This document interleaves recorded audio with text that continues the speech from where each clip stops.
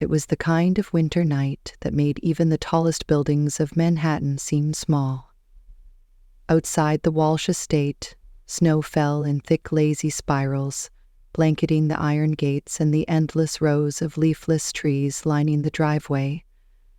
The world was silent in that way only deep winter knows how to hush a city that never really sleeps.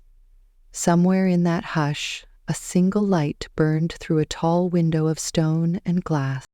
Inside, Adrian Walsh sat alone at his massive mahogany desk, the only sound in the study the slow ticking of a grandfather clock and the faint hum of the wind pressing against the walls. 30 years old, a self-made billionaire before he turned 28, the tabloids loved to call him the Ice King, maybe because they never saw him smile, maybe because he made his first fortune gutting old companies and leaving their ruins cold behind him, or maybe because since the day he rose, he built his life like this house, stone walls, sharp edges, not meant for warmth. A half-full glass of bourbon sat untouched by his right hand. He had poured it more out of habit than want. Outside the window behind him, the snowstorm thickened, a white veil swallowing the world. He liked that. Liked how the cold could hide things that were too loud in daylight. He should have gone to bed hours ago, but he could not sleep. He never did on nights like this. Nights that smelled like memory. Somewhere in the back of his mind lived a winter just like this one. Years ago, when he was nothing more than a boy with frostbitten fingers and a heartbeat so faint it almost stopped. Back then, in an alley behind a deli no one remembered now, a stranger's warmth had pulled him back from the edge. A child's arms, thin and shaking, wrapped around him through a night so long it felt like forever. He never knew her name, never saw her again, only remembered the thin scar on her shoulder where a stray ember had burned her when she pulled him too close to the barrel fire. Sometimes he wondered if he had dreamed her up. Sometimes he wondered if she was still out there, grown and gone and safe from the kind of life that would have eaten her the way it almost ate him. Adrian pushed the memory down. He opened an old file, skimming numbers that made no sense anymore. Profits, losses, merger offers. All small things compared to that cold knot still buried in his chest. He stood abruptly, his chair rolling back against the Persian rug. Somewhere in the back of the study, an old cabinet held ledgers he hadn't opened in years. He crossed the room, the polished floor silent under his steps. He pushed open the heavy door to the archive room without flicking on the main light. Only the dim spill from the hall followed him in. That was when he saw her. Curled against the side of a shelf stacked with dusty binders, a young woman sat with her knees pulled tight to her chest. A thin blanket clung to her shoulders, but it was clear it barely covered her. Her bare feet were red from the cold tiles, her hair damp and clinging to her neck. She looked up when the door opened, wide eyes reflecting the faint light like a startled deer caught too far from the woods. Adrian did not speak at first. He just stood there, one hand still on the doorframe, frozen in place the way he had not been since he was a boy waiting to die behind that deli. She opened her mouth to say something, but the words broke apart in her shivering throat. When they finally came out, they were not loud or begging. They were small, almost polite. "May I sleep here tonight, sir?" Adrian's breath caught in his throat. Outside, the wind howled against the stone walls, but inside the study, all he could hear was the soft crack in her voice, and the echo of something old and fragile breaking open in him all over again. Adrian did not move for a long moment. He simply looked at her, taking in every detail under the flickering hallway light that barely touched the edges of the archive room. Her hair, tangled but clean, the pale curve of her shoulders under the thin blanket, the bruises that looked too fresh on her knees. She looked small, too small for this house that was all stone and glass and rules about who was allowed to exist inside its walls. He stepped closer, slow enough not to startle her. The girl lowered her eyes, clutching the edge of the blanket tighter around her chest, as if that could protect her dignity from freezing along with her skin. Adrian crouched just enough to see her face better. She looked young, but not as young as he first thought. 25, maybe. A softness in her features that told him she had not yet learned how to harden herself against the world completely. "What is your name?" he asked, voice quieter than the storm beating the window behind them. She hesitated, as if even her name might be too heavy to give him. "Ava," she whispered, almost like it was an apology. Adrian straightened up, pushing the door open wider to let the hall light spill fully onto her. He could see now that she was shivering so badly her teeth clacked behind her lips. He shrugged off his suit jacket and held it out. She did not reach for it at first, but when he draped it gently over her shoulders, she did not pull away either. "How long have you been here?" he asked. She blinked at him, confused. "Here in this room?" She shook her head slightly, strands of wet hair sticking to her cheek. "No, sir, I work here. I clean. I just needed somewhere warm for a moment." Her voice cracked and faded before she could explain more. Adrian knew every name on the staff list, every background check, every contract signed by his chief of staff. He did not remember her. She must be one of the temps they brought in last minute for the winter season. He wondered why he had not noticed her before, but then again, he never looked. This house ran itself with people who came and went like shadows, never staying long enough to matter. "Why are you here like this?" he asked, softer this time. Eva's eyes flickered up, then down again, as if she was trying to decide how much of the truth would cost her the roof over her head tonight. "Some of the others locked me out," she said simply. Her words were so calm it made his chest tighten. "They said I should stop acting like I'm better than them, that I'm pretending to be so good and pure all the time." She almost laughed, but it came out like a broken sigh. "I didn't pretend anything. I just didn't want to fight." Adrian could almost hear the echo of all the things he used to believe. That being good made you weak, that softness was a lie people wore until they could stab you in the back. But looking at her, he did not see a liar. He saw someone trying too hard to stay whole in a house that would eat her alive if no one stopped it. He held out his hand. "Come on, you can't sleep here." She flinched but did not argue. She tried to stand, but her legs wobbled under her. Without thinking, Adrian bent down and scooped her up. She weighed next to nothing.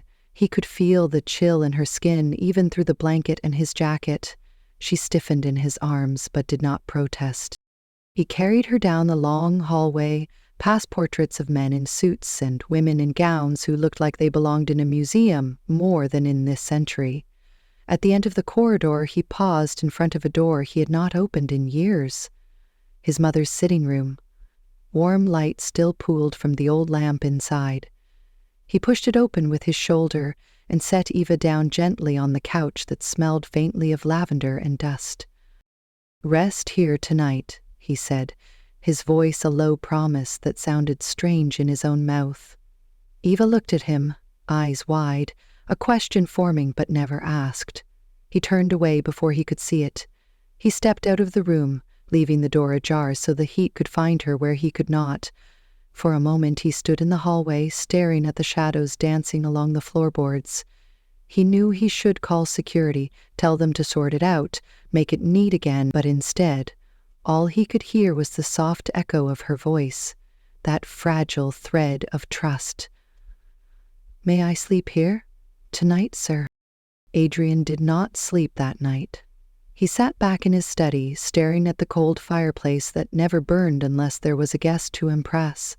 The silence wrapped around him, the same way the snow outside swallowed every sound of the city. He could have called his chief of staff. He could have called security. He could have handled the problem like any other threat to the order of this house. But none of those things felt right, and that unsettled him more than he cared to admit. A part of him wanted to know why he cared at all. She was a maid, a temporary one at that, someone who should have been invisible like the countless others who scrubbed floors and wiped glass and disappeared at the end of the season with a severance check and no name left behind. But her voice kept echoing in his head. The ways she had looked up at him without pleading, the way she had apologized for nothing except existing in a hallway she did not belong in. Hours passed. The snow thickened. Somewhere before dawn he drifted off, only to wake when the first pale light pressed through the tall windows. He pushed himself up and walked the hallway back to that room, half hoping she would be gone so he could pretend none of it had happened. But when he opened the door, he found her curled up on the couch, his suit jacket still wrapped around her shoulders, the blanket pooled at her ankles. She had not even taken off the thin bracelet of red thread around her wrist. Adrian stared at that small piece of string, frayed at the edges, the knot so tight it looked like she had tied it when she was much younger and never found the right moment to cut it off. Something about it stirred a memory he had buried so deep he almost thought it was fiction. That cold night, the alley, the small hands that shook as they pressed against his back, keeping him alive until the sun rose. He remembered a flash of red around a tiny wrist. Something she had said about wishes, about needing to hold on to something when the world wanted you to disappear. He wondered if this was the same girl. The logical part of him knew it was impossible, but then again, some impossibilities refused to stay dead. Ava stirred when he stepped closer. She blinked herself awake, confusion and then a flicker of fear crossing her face before she recognized him. She sat up too fast, pulling the jacket tighter around her.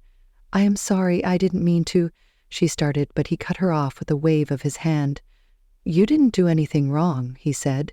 He almost smiled at how strange the words felt. "You should eat something, get cleaned up." Her mouth opened like she wanted to argue, but she nodded instead. Later that morning, he told his house manager that from now on, Eva was to be reassigned to cleaning his study only. The manager raised an eyebrow but said nothing. Gossip spread through the halls faster than the winter wind outside. People whispered about the Ice King and his pet Maid, spinning stories in corners and empty kitchens. Adrian ignored them. He had heard worse in boardrooms full of men twice his age who had tried to buy him out and failed. The first day Eva worked in his study, she barely spoke. She moved quietly, folding dust cloths, polishing frames, wiping down shelves so gently it was like she was afraid to break the silence that had been his only companion for years. Adrian pretended not to watch her, but he did. He watched how she tucked a stray curl behind her ear when it fell over her eyes, how she hummed softly under her breath when she thought he was too focused on his laptop to notice. The song was old, some lullaby he could not quite place, but somehow it dug into his ribs and made the air feel warmer.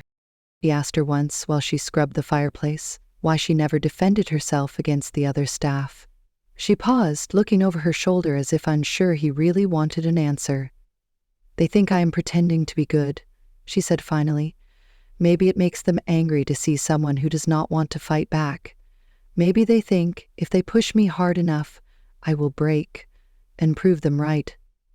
She looked down at her hands, red from the cleaning solution. "I don't want to break, sir, so I stay quiet." He wanted to tell her that staying quiet did not keep people safe. He knew that better than anyone. But when he opened his mouth, nothing came out except a dry agreement. Days turned into a week. Every evening she would finish her tasks, gather her cloths, wish him a polite good night, and disappear down the hall where the shadows waited to swallow her up again. Adrian hated how much he noticed the space she left behind, how the silence after her footsteps faded seemed heavier, thicker, as if the air itself missed the sound of her being there. He began to find small excuses to keep her longer. One night he asked her to help him move old books into boxes. Another, he asked her to dust the high windows that no one touched for years. He pretended it was about keeping the study spotless, but he knew it was not true. He liked the way she filled the edges of his solitude without trying to fix him, or change him, or demand anything at all. Sometimes, when she thought he was too buried in his work, she would pause by the tall shelves and look out the window at the falling snow. He wondered what she saw out there. He wondered if she ever dreamed of running away. One evening he asked her about the bracelet. She looked startled, but did not hide her wrist. "My mother tied it for me when I was little," she said softly. She told me to keep it on until I found a place that felt like a real home, somewhere I wouldn't have to be afraid to sleep at night. Adrian did not know why those words made something tighten painfully behind his ribs. He remembered that long ago night when he had asked the same question without words, when a stranger's small arms had answered for him by staying until the sun came up. He wondered if he had ever really left that night, or if a part of him had frozen there forever, waiting for the warmth to come back. One night, the power flickered under the weight of the storm. For a moment, the whole house went dark, the generator slow to kick in. In that black silence, Adrian heard the faintest sound, a sharp breath somewhere behind his chair. He turned and saw Eva crouched near the corner of the study, arms wrapped around her knees, eyes wide. When the lights hummed back on, she did not move. He knelt down in front of her, ignoring the shock in her eyes at seeing him so close. "Are you all right?" he asked. Her lips trembled before she forced them to still. "When I was little, there was a night when everything went dark. I thought I would not find my way back out. The power box broke, the cold came in, and for a while, it felt like the dark would swallow me whole." She lifted her eyes to his, her voice a whisper. "But then I found someone colder than the dark, and I stayed until morning." He did not need her to say more. He knew she was talking about him. He wanted to reach out, to touch her shoulder where that old scar still hid beneath her sweater, to tell her that maybe they had both been waiting all this time for the same door to open again. But he only sat there with her until her breathing steadied, the silence between them no longer sharp but soft, like new snow settling on stone. After that night, something shifted. Ava stopped flinching when his shadow fell over her while she worked. She smiled more, small, shy things that slipped out before she could hide them. Adrian caught himself wanting to make her smile, just to see if it made the room feel less like a tomb. He never said it out loud, but in his head, he admitted it every time she looked at him, like he was not the Ice King, but just a man who could get cold too. And in small ways, without permission or plan, he started to thaw. Winter deepened outside the Walsh estate.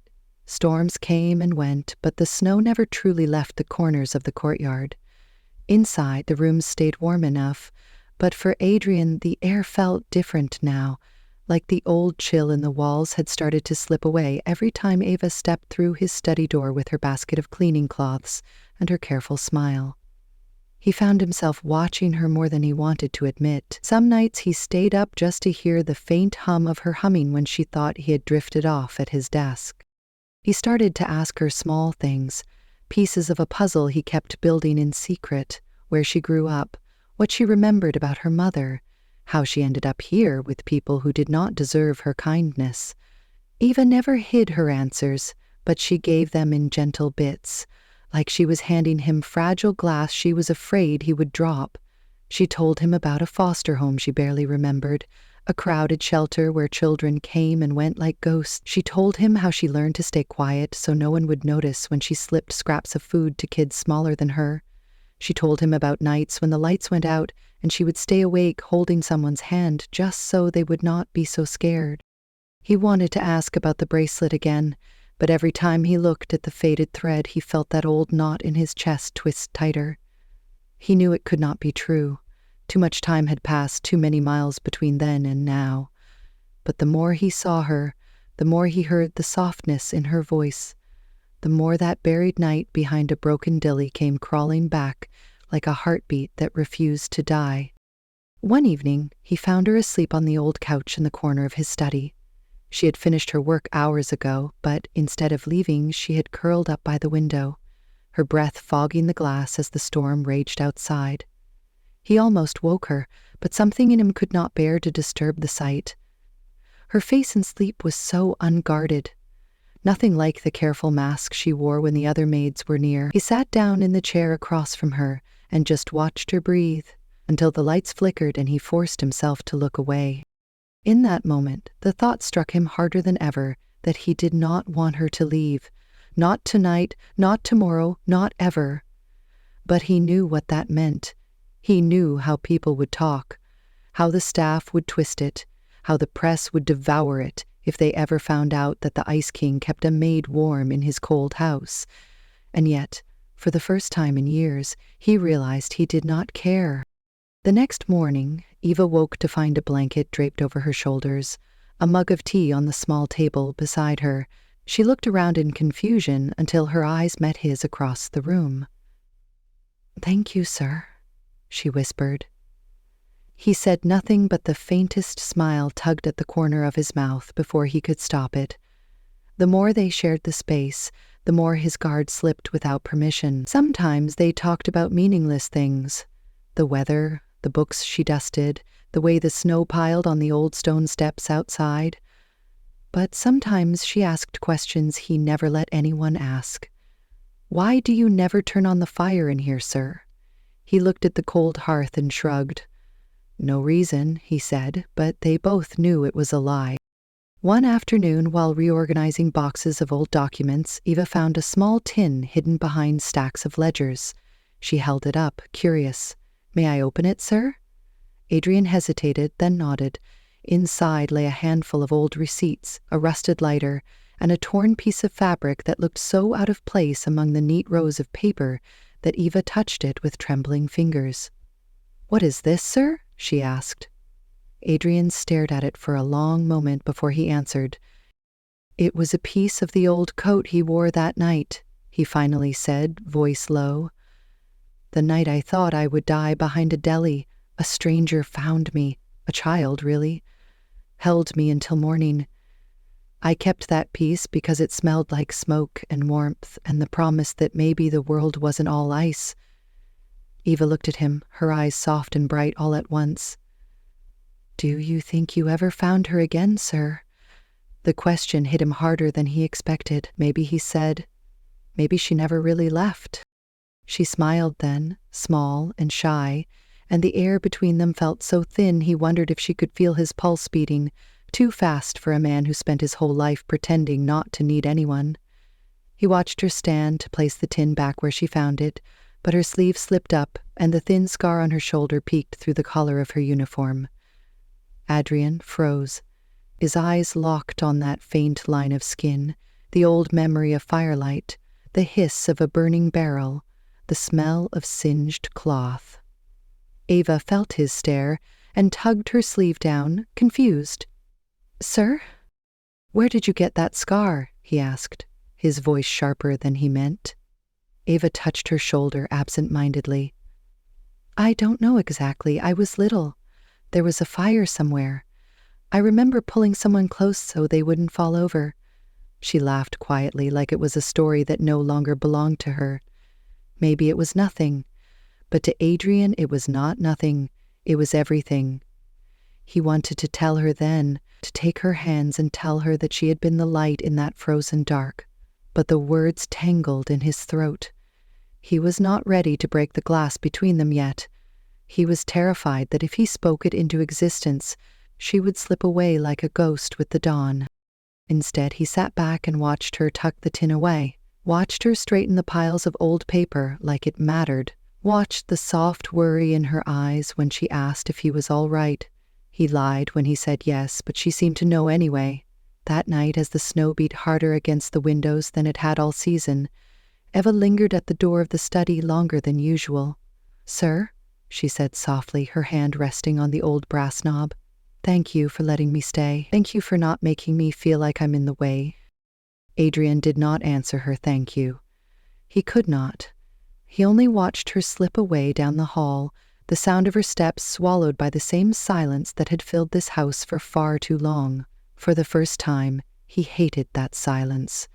He hated the way it made him feel like if he did not speak soon, if he did not tell her the truth about that winter night long ago, he would lose the one thing he had waited half a lifetime to find again. Inside, the snow buried the world in white, but inside him something old and frozen began to crack. And beneath that ice, warmth waited like a promise he had no idea how to keep but knew he would never let go of again. Days blurred into nights and the storms kept coming.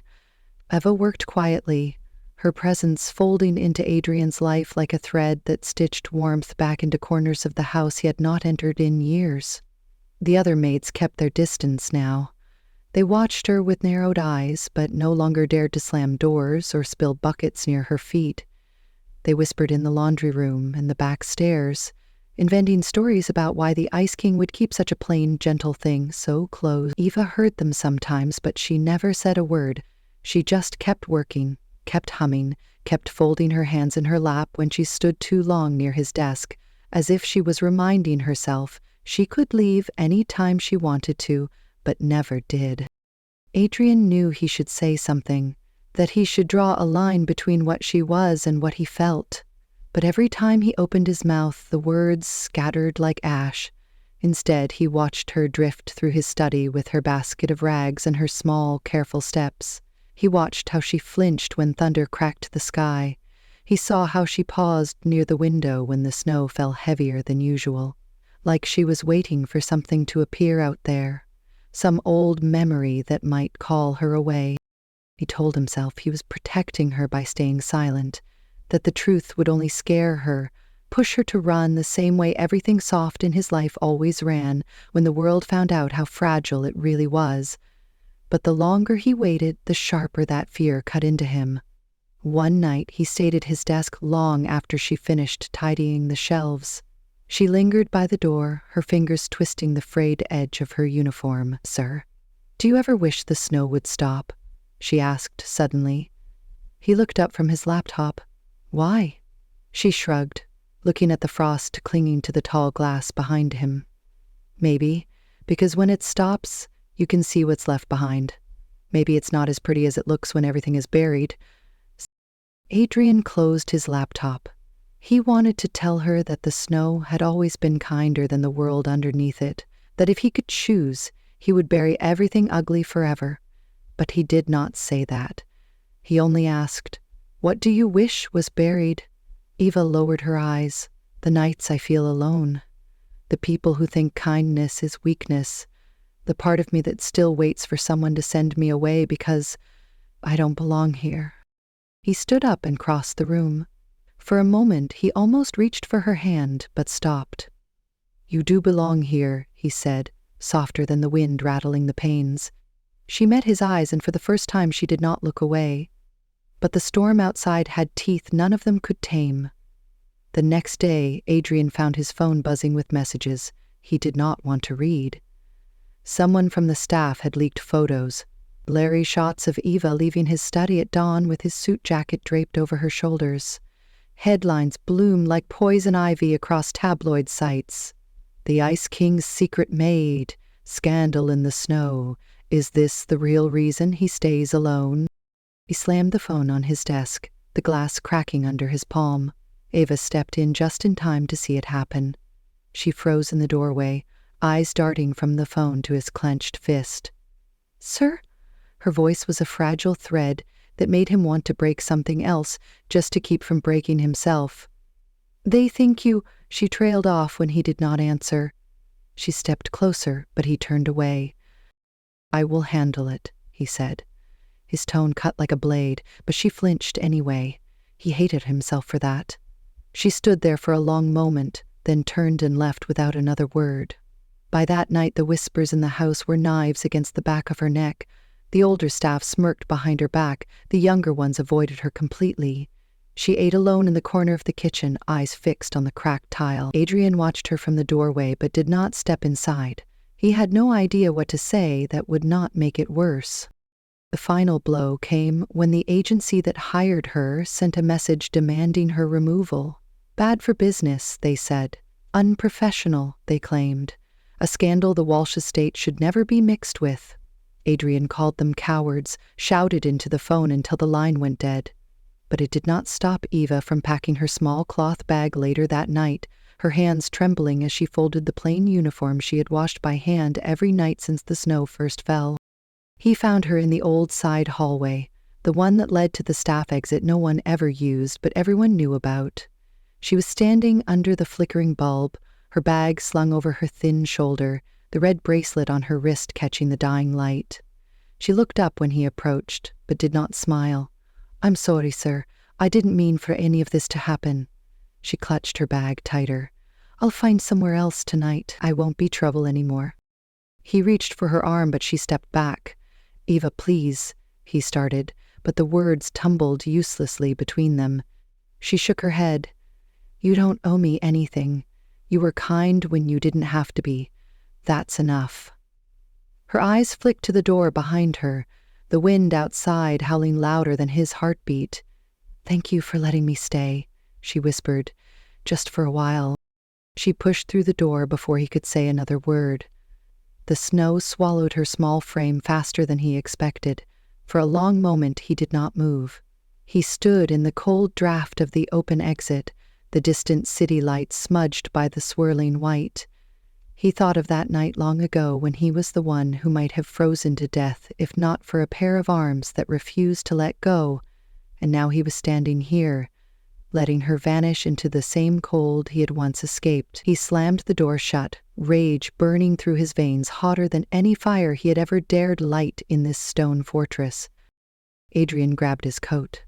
He did not think about the headlines or the board meetings, or the legacy he had spent a lifetime building on marble floors and closed doors.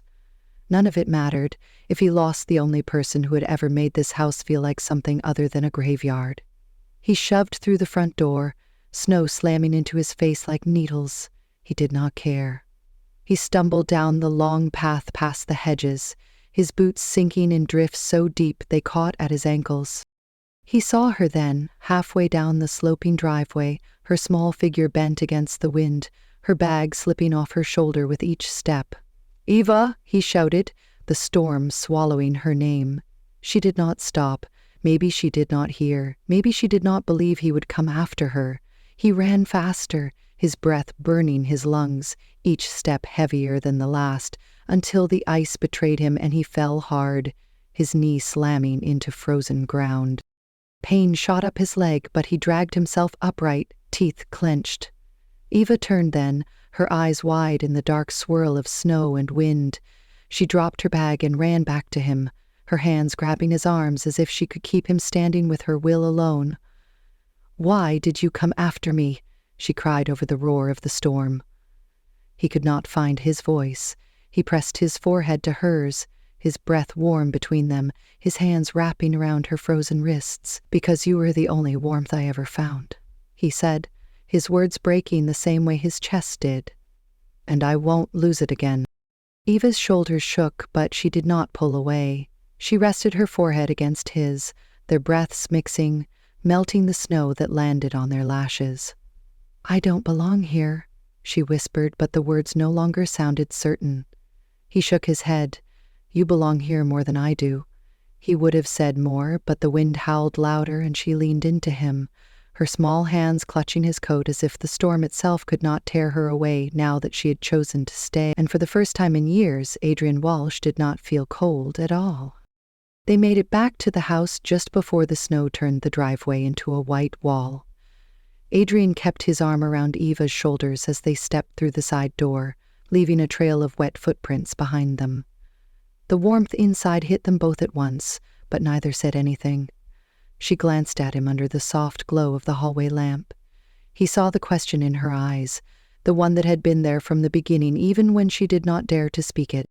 He guided her to the same small sitting room where he had left her the first night she needed somewhere to sleep. The old couch was still there, the same faded blanket folded over the armrest. She sank onto it, her hands folded tight in her lap. Adrian stood near the doorway for a long moment, just watching her breathe, like he might lose the shape of her if he looked away too long. Eva looked up at him, her voice thin but steady. "Why did you come for me? You could have let me go." Her fingers played with the edge of her bracelet, that frayed red string that had somehow survived every winter she had dragged it through. Adrian stepped closer, then closer still, until he was standing just in front of her knees. "Because I know who you are." His voice sounded raw, too bare for the walls of this house that had swallowed softer truths for years. She frowned, but did not flinch when he knelt down in front of her, the same way he had that night the lights went out and she thought the dark might swallow her whole. You saved me once, Ava, long before you ever stepped through these doors. You held me when the world would have frozen me where I lay." His hand reached for her wrist, his thumb brushing the small knot in that tired thread. "Do you remember?" She stared at him, eyes searching his face for the lie. Her breath caught in her throat. "I was so small," she whispered. "There was a boy, I think. He was cold, so cold. I thought he would die if I let go." She shook her head like she was scolding her own memory for betraying her. "But that was so long ago." "It wasn't so long for me," he said. "I carried that night inside me every step I took away from that alley. I built everything you see because I thought if I stayed powerful enough, if I stayed alone enough, I'd never owe anyone anything again. But I always owed you." He swallowed hard. "And I always wondered if you were safe somewhere warm, if you found your place to belong." Ava's hands trembled as she lifted them to his, her fingers so small wrapped around his knuckles. "You were the boy." She said it like she was tasting something impossible on her tongue. "All these years." He almost laughed, but it cracked into something closer to a sob. "All these years. And then you showed up at my door, barefoot, half frozen, asking for a place to sleep." He leaned his forehead against the back of her hand. "And I thought maybe I finally had the chance to give you back what you gave me." Her eyes shone under the old lamp, reflecting the snow still clinging to his hair. "I didn't come here to find you," she whispered. "I just wanted somewhere warm for a night. Somewhere no one would ask me why I'm too quiet, too soft, too much trouble for people who think kindness is a trick." "I know," he said. "And that's why you're the only good thing this place has ever held." He lifted his eyes to hers, searching for permission that neither of them had ever needed, but both had always deserved. Outside the storm battered the windows, but inside the quiet was thick and warm, and full of every word neither of them could say out loud without choking on it. When she spoke again, her voice was so soft he almost missed it. "Will you send me away now?" "Never," he said, his voice low and certain. He pressed her hand to his chest so she could feel the truth of it there, steady and solid where once it had only been empty cold. "You gave me life when I was nothing. You deserve everything I have to give." She shook her head, a tear slipping down her cheek. "I don't want your money, Adrian. I don't want your house or your name. I just want to stop being cold." "Then stay," he said, like it was the easiest answer in the world. "Stay and be warm. Stay and remind me what it's like to breathe without ice in my lungs." She let out a small laugh that broke at the edges, but sounded more real than anything this house had heard in years. She leaned forward until her forehead touched his, their breath mixing, quiet and warm between them. "May I sleep here tonight, sir?" Adrian closed his eyes, her voice a promise wrapped in the simplest question. "Not just tonight," he said, his lips brushing her temple like a vow. "As long as you want. As long as it takes for you to believe you belong here more than I do." She nodded once, her hands tightening in his, her shoulders shaking with a relief so deep it left no room for fear. And for the first time since the day she stepped into this house, Ava did not look like someone who expected to be sent away when the sun came up. They stayed like that for what felt like forever. Two people who had lived too long in separate shadows, pressed together in the warm hush of a house that finally felt like it could hold more than secrets and regrets. When he finally pulled back, she looked at him with an exhaustion that was not heavy but soft, like sleep after too many sleepless nights. "I don't want to hide anymore," she said, her words drifting into the space between his ribs. "I don't want to run from people who hate that I still believe in good things." "Then don't," he said. "Let me be the one who stands between you and everything that ever tried to turn you cold again." Her fingers brushed the scar on her shoulder through the thin fabric of her sleeve, like she was reminding herself how much of her had already survived. "I don't know how to be anything more than what I am," she whispered. "That's enough," Adrian said. His voice was firm in a way that made her eyes widen and settle at the same time. That's always been enough. Outside, the storm raged, but inside they sat, pressed together on that old couch. The fire finally lit in the small hearth for the first time in a decade. It burned low and steady, the crackle of it mingling with the sound of her soft breathing when she finally leaned into his side and let her eyes flutter closed. He watched her drift into sleep, her head tucked against his shoulder, the bracelet still tight around her wrist like a tiny flag planted in the middle of everything he had ever built to keep people out. For the first time, he did not feel like a king in a castle.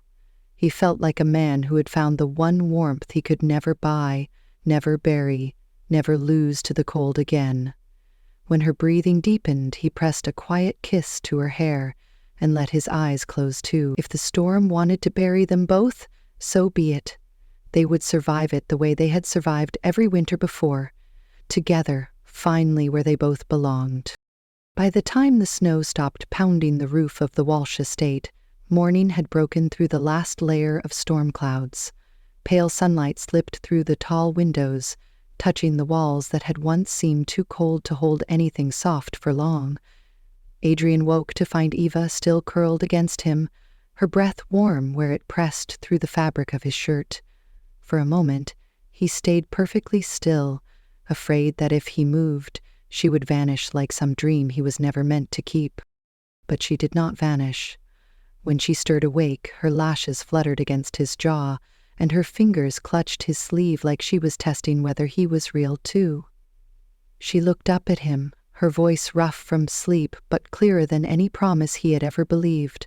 "I thought maybe I would wake up alone again." He shook his head slowly, brushing a loose strand of hair from her cheek. "Not this time." Later that day, he stood with her at the tall windows overlooking the drive, where the snow still blanketed every trace of the path she had nearly walked alone. Eva's bag still sat by the old couch where she had dropped it last night. Neither of them moved to pick it up. Neither of them spoke of leaving again. When the house manager knocked on the door with questions about the staff, the press, the mess left behind by rumors that clung like frost to every corner of the estate, Adrian only said one thing: "She stays. That's all you need to know."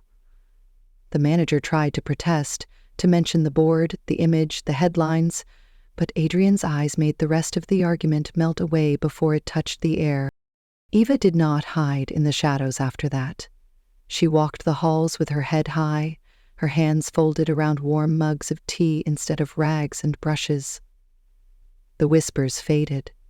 The scandal shrank under the truth that there was nothing cheap to be found in a girl who had given her warmth to the world long before she ever asked for any back. Weeks turned the snow from fresh to heavy mounds lining the iron gates. Spring waited just beneath it all, and when it finally pushed through, it found the Walsh estate open for the first time in years. Eva was the one who thought of it first, a small side door left unlocked for children who needed somewhere warm when the city turned its back. A basket by the fire for coats that did not fit small shoulders. Adrian watched her explain it all to him one night, her fingers tracing plans on old blueprints that once mapped out how to keep people out. Now those same lines showed him how to let them in. He stood beside her on the wide front step one morning, both of them wrapped in blankets against the last bite of late winter wind. She rested her head on his shoulder, and he felt her bracelet brush his wrist. He had never asked her to take it off. Some promises were better when they stayed tied, when they reminded you how far you had come just by choosing to stay. When she looked up at him, her eyes were calm, full of something too big for any room to hold. "Do you think we're ready?" she asked softly. He pressed his lips to her forehead, breathing in the warmth she had left everywhere in his life. "We were always ready. We just needed to stop running from what was already ours." In the hush that settled between them, he remembered the first night he found her, nearly bare, nearly frozen, nearly gone if he had not opened his eyes. He thought of her voice, trembling but brave. "May I sleep here tonight, sir?" The question that had changed everything. He pulled her closer, his hand resting over her bracelet like a vow.